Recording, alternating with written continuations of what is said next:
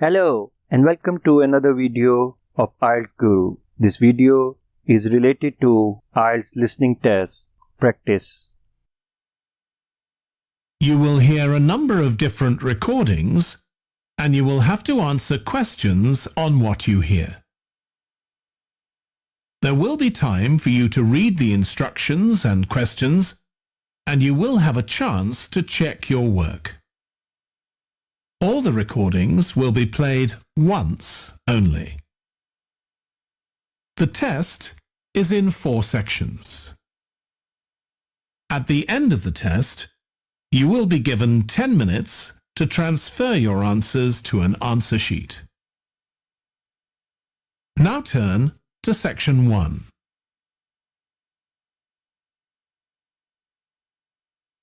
Section 1.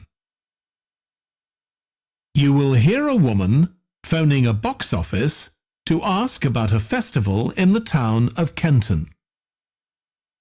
First, you have some time to look at questions 1 to 5.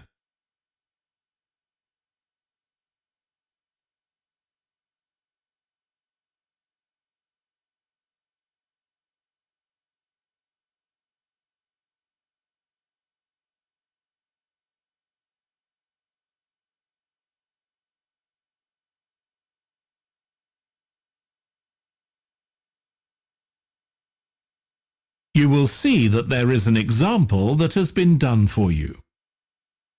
On this occasion only, the conversation relating to this will be played first. Good morning, Kenton Festival box office. How can I help you? Oh, good morning. I'm coming to Kenton for a few days holiday next month, and a friend told me there's a festival. She gave me this number to find out about it. That's right. The festival begins on the 16th of May and goes on till the 19th. Oh, that's great. I'll be there from the 15th till the 19th. The festival starts on the 16th of May. So 16th has been written in the space. Now we shall begin. You should answer the questions as you listen because you will not hear the recording a second time. Listen carefully and answer questions 1 to 5. Good morning, Kenton Festival box office. How can I help you? Oh, good morning. I'm coming to Kenton for a few days holiday next month, and a friend told me there's a festival. She gave me this number to find out about it. That's right. The festival begins on the 16th of May and goes on till the 19th. Oh, that's great. I'll be there from the 15th till the 19th. So, could you tell me the programme, please? Well, on the first day, there's the opening ceremony in the town centre. People start gathering around 2 o'clock to get a good place to see from, and the events will start at 2:45 and finish about 5:30. OK, thanks. I'll make sure I get there early to get a good spot. The festival will be officially opened by the mayor. He'll just speak for a few minutes, welcoming everyone to the festival. All the town councillors will be there, and, of course, lots of other people. Right. Then there'll be a performance by a band. Most years we have a children's choir, but this year the local army cadets offered to perform, and they're very good. Uh-huh. After that, a community group from the town will perform a play they've written themselves, just a short one. It's about Helen Tungate. I don't know if you've heard of her. I certainly have. She was a scientist years ago. That's right. She was born in Kenton exactly 100 years ago, so we're celebrating her centenary. I'm a biologist, so I've always been interested in her. I didn't realise she came from Kenton. Yes. Well, all that will take place in the afternoon, and later, as the sun sets, there'll be a firework display. You should go to the park to watch, as you'll get the best view from there. And the display takes place on the opposite side of the river. It's always one of the most popular events in the festival. Sounds great. Before you hear the rest of the conversation, you have some time to look at questions 6 to 10.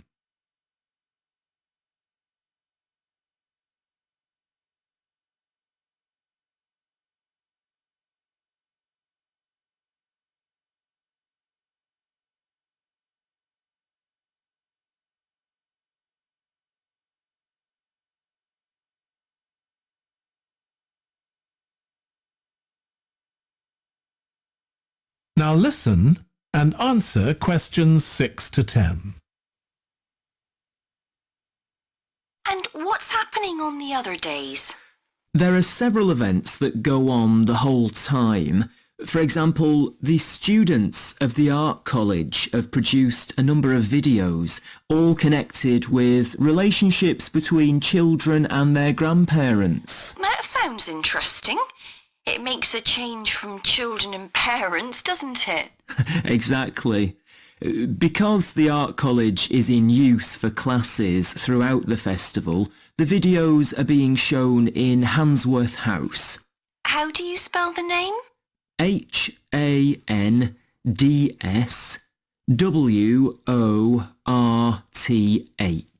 Handsworth House.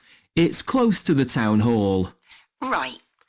Now, let me see, what else can I tell you about? Are there any displays of ballet dancing? I'm particularly interested in that as I do it as a hobby. There isn't any ballet, I'm afraid, but there'll be a demonstration of traditional dances from all round the country. Oh, that'd be nice.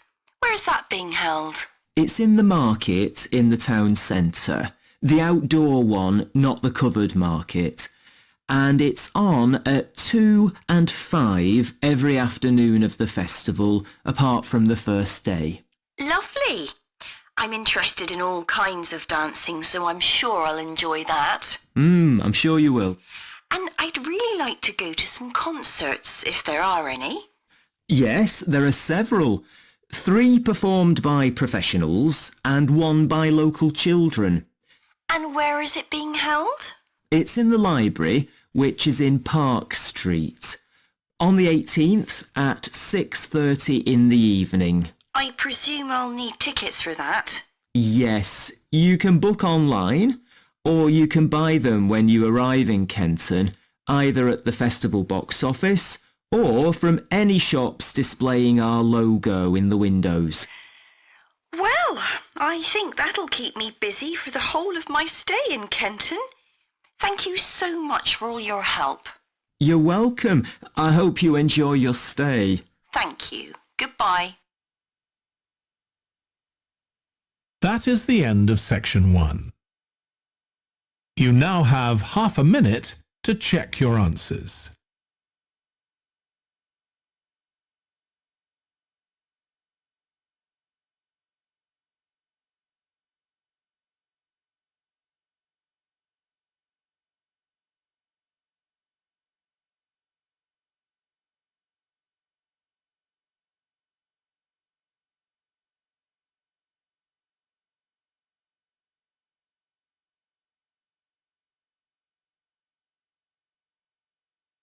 Now turn to section 2.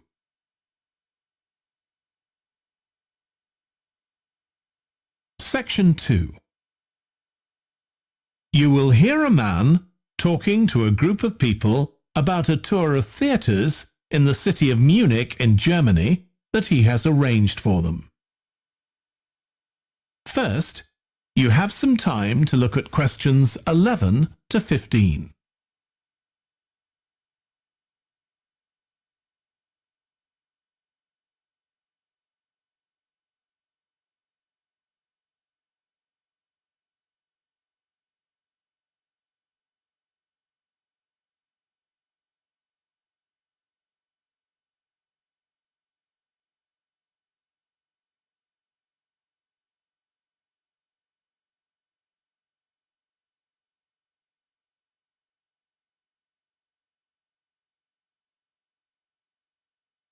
Now listen carefully and answer questions 11 to 15. Right. I've now almost succeeded in finalising plans for our tour, so I'll bring you up to date with what I know. As you know, we're flying first to Munich on Monday the 4th. The flight is at 11:30, so it's too early to have lunch at the airport. I suggest we meet there for coffee at 10, which should give us plenty of time for breakfast before we leave home. When we arrive in Munich, we'll be met at the airport by Klaus Bauer. Klaus works for a tour operator, and he'll look after us for the time we'll be in Germany. He's already liaised with the managers of the theatres we're going to visit, and he's also arranged for an officer of the National Theatre in Munich to show us round the theatre one afternoon during our stay.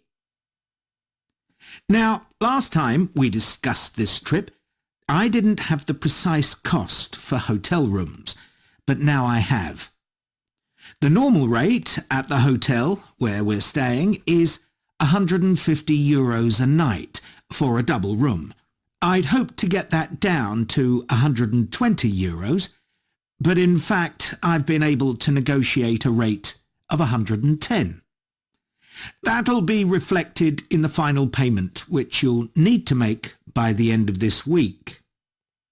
On Tuesday, the day after our arrival, I had hoped we could sit in on a rehearsal at one of the theatres, but unfortunately that's proved very difficult to arrange. So instead, we'll have a coach trip to one of the amazing castles in the mountains south of Munich.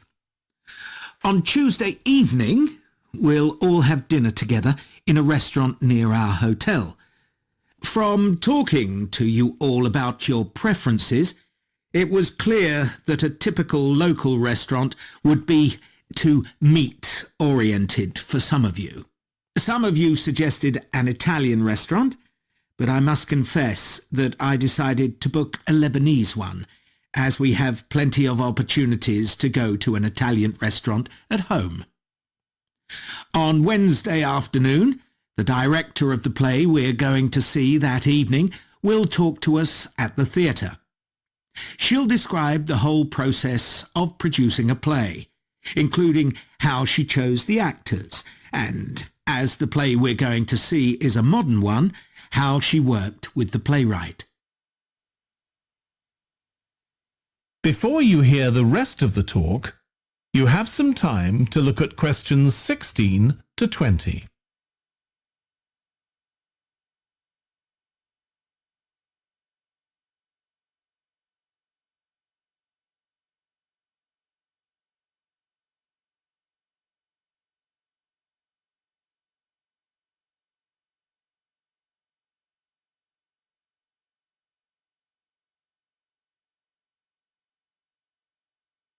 Now listen and answer questions 16 to 20. Right. Now I'd just like to make a few points about the plays we're going to see, partly because it might influence your choice of clothes to take with you. The play we're seeing on Wednesday evening is a modern one, and we're going to the premiere, so it'll be quite a dressy occasion, though of course you don't have to dress formally. I gather it's rather a multimedia production with amazing lighting effects and a soundtrack of electronic music, though unfortunately the playwright is ill and is unlikely to be able to attend. On Thursday, we're seeing a play that was first performed last year, when it was commissioned to mark 100 years since the birth in the town of a well-known scientist. We're going to see a revival of that production, which aroused a lot of interest. Friday's play will really make you think hard about what clothes to pack, as it'll be in the garden of a palace. It's a beautiful setting, but I'd better warn you, there won't be much protection from the wind. On Saturday, we're going by coach to a theatre in another town, not far from Munich. This will be the opening of a drama festival, and the mayor and all the other dignitaries of the town will be attending. After the performance, the mayor is hosting a reception for all the audience, and there'll be a band playing traditional music of the region. And after having a day off on Sunday, our final play is on Monday, and it's in the stunning setting of the old town hall, which dates back to the 14th century. The performance marks the 50 years that the lead actor has been on stage, and the play is the one where he made his first professional appearance all those years ago. And the day after that, we'll be flying back home.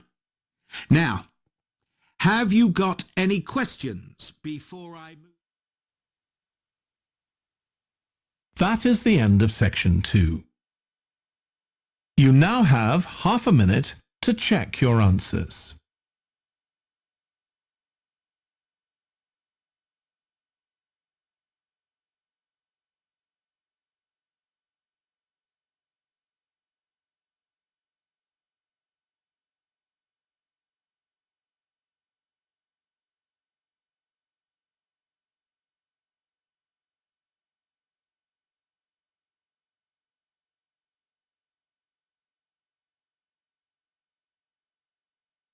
Now turn to section 3.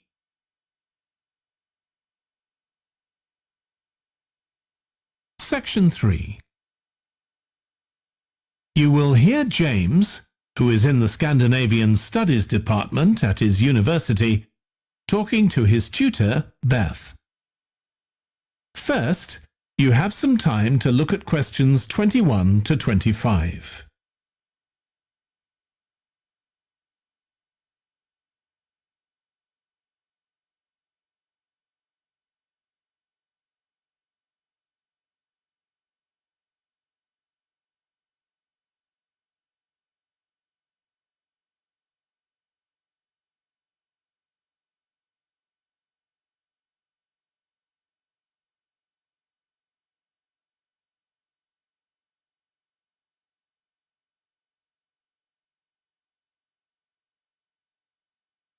Now listen carefully and answer questions 21 to 25.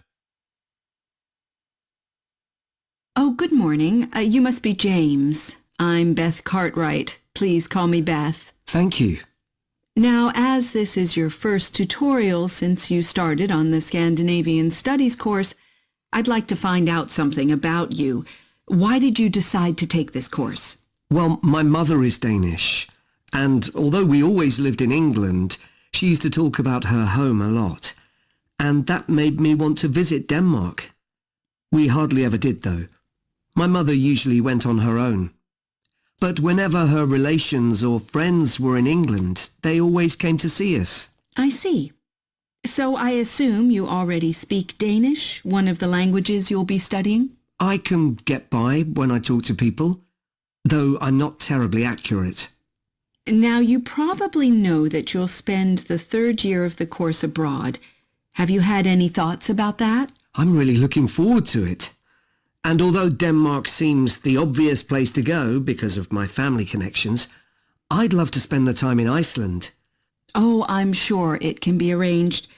Do you have any plans for when you graduate? A lot of students go on to take a master's degree.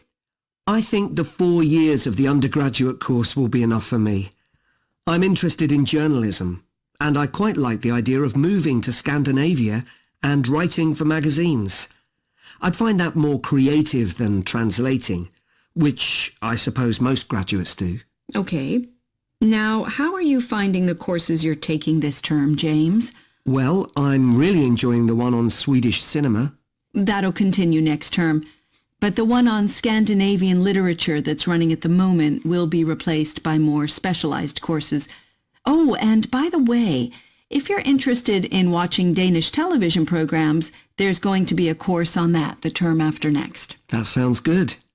Have you started thinking about the literature paper that you have to write in the next few weeks? Yes, my first choice would be to do something on the Icelandic sagas. The trouble with that is that a lot of people choose that topic, and it can be difficult to get hold of the books you'll need. Why not leave that for another time? Right. You might find modern novels or 19th century playwrights interesting. I've read or seen several plays in translation, so that would be a good idea. Fine. I'll put you down for that topic. Right, so what would you advise me to aim at in the paper? First, I suggest you avoid taking one writer and going into a great deal of detail. That approach certainly has its place, but I think you first need to get an understanding of the literature in the context of the society in which it was produced, who it was written for, how it was published, and so on. I also think that's more fruitful than placing it within the history of the genre. Okay, that sounds reasonable. Before you hear the rest of the discussion, you have some time to look at questions 26 to 30.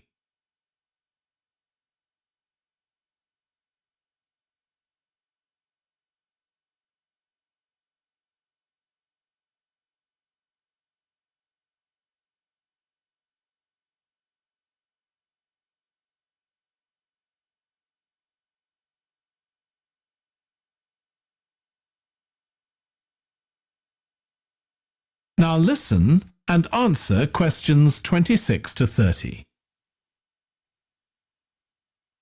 Could I ask for some advice about writing the paper I'm working on about the Vikings? I have to do that this week, and I'm a bit stuck. Of course. Have you decided yet what to write about? No, I haven't. There's so much that seems interesting.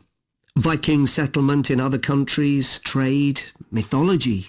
Well, what I suggest is that you read an assignment a student wrote last year, which is kept in the library. It's short and well-focused, and I'm sure you'll find it helpful. I'll give you the details in a moment. Textbooks usually cover so many topics, it can be very difficult to choose just one. Okay. I've got a DVD of the film about the Vikings that came out earlier this year. Should I watch that again? If it's the one I am thinking of, I'd ignore it. It's more fantasy than reality. But I've got a recording of a documentary that you should watch. It makes some interesting and provocative points, which I think will help you to focus your topic. Right. So then, should I work out an outline? Yes, just headings for different sections at this stage. And then you should start looking for suitable articles and books to draw on, and take notes which you organize according to those headings. I see. Then put short phrases and sentences as bullet points under each heading. Make sure that this skeleton makes sense and flows properly before writing up the paper in full. Okay. Thanks. That's very helpful. That is the end of section 3. You now have half a minute to check your answers.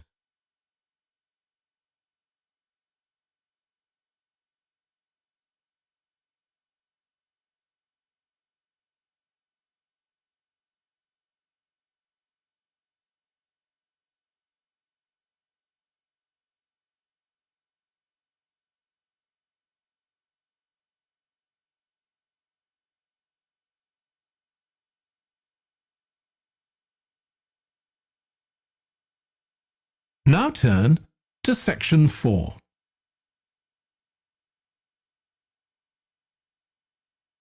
Section 4. You will hear part of a lecture about conflict at work, given by a business studies lecturer. First, you have some time to look at questions 31 to 40.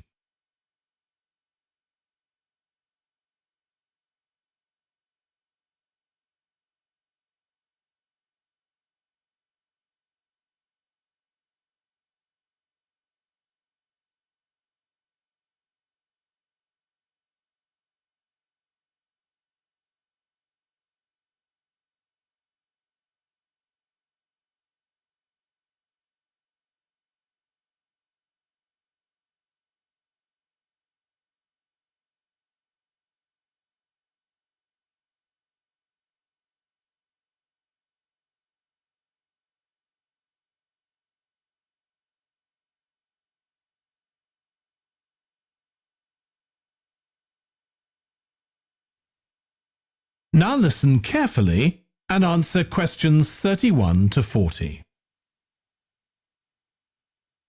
Over the years, attitudes towards workers have changed considerably. After all, there was a time when workers had no rights at all and laboured in appalling conditions. Conditions have improved a lot, but conflict in the workplace is still common, and human resources managers nowadays need to be able to deal with it when necessary. What is conflict in the workplace? Definitions vary, but I'm taking it to refer to a whole range of behaviours that the victim finds unacceptable, from minor, harmless arguments to, at the opposite extreme, physical violence. Much of this is covered by the term bullying, by which I mean one or more people behaving abusively or aggressively against another who is in a weaker position. Although all behaviour like this is a form of conflict, not all conflict can be described in these terms. As with all human behaviour, there are numerous reasons for it, but often it's caused by someone who feels the need to show their superiority over someone else in order to feel that they aren't at the lowest level in a hierarchy or a group of people.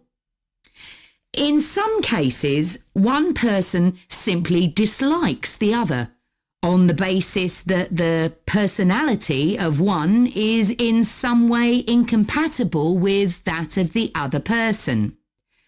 A general habit of optimism in one person could make them intolerant of a colleague who's constantly pessimistic.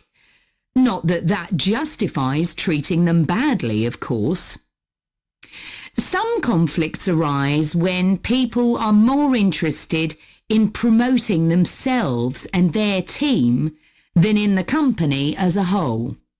These conflicts are called structural and could come about, for example, when a sales team believe they are the only people in the business who do any useful work and look down on behind-the-scenes administrators.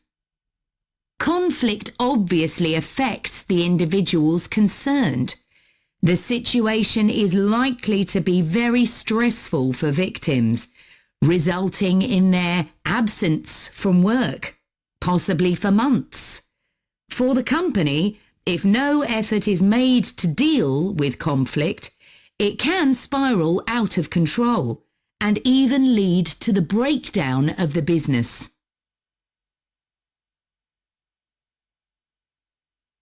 Some interesting work with chief executives, CEOs, has uncovered some of the reasons why they may treat colleagues badly. Many CEOs combine two opposing characteristics: confidence, that is, the belief that they're capable of great achievements, with a high level of anxiety, a fear of missing targets, whether set by themselves or by the directors of the company. This combination can make them respond badly to anyone who questions their decisions. In a high-pressure work environment, such characteristics become problematic, and it's particularly difficult to tackle the situation where colleagues, managers and board members are all trying to achieve their own visions. When they can't agree on strategic issues and on where they see the business going, there are real problems. For managers at lower levels within the organisation, it might seem that an autocratic form of management, where the chief executive gives orders and everyone else has to obey, would see more conflict than others. Interestingly, though, a company with a more democratic business model can suffer more when uncertainty about who to report to leads to conflicting demands. Now I'll say a little about dealing with the type of conflict that has harmful effects.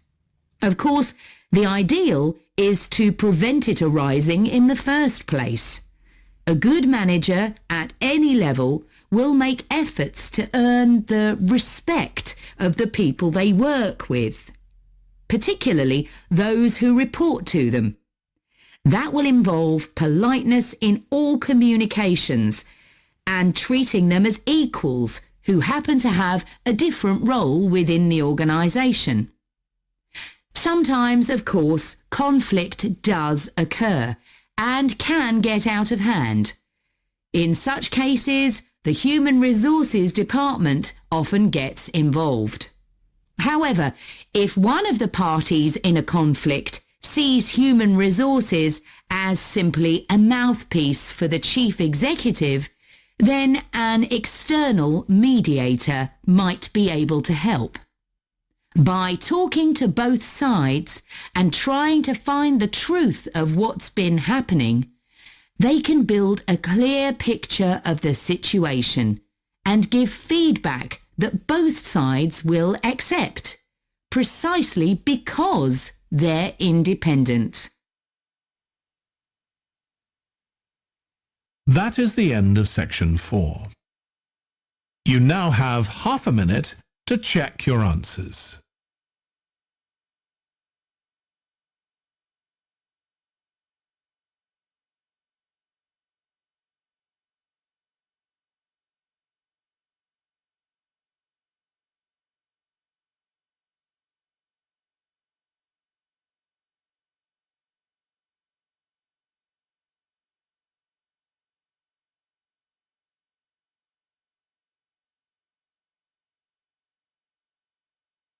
That is the end of the listening test. In the Ielts test, you would now have 10 minutes to transfer your answers to the answer sheet.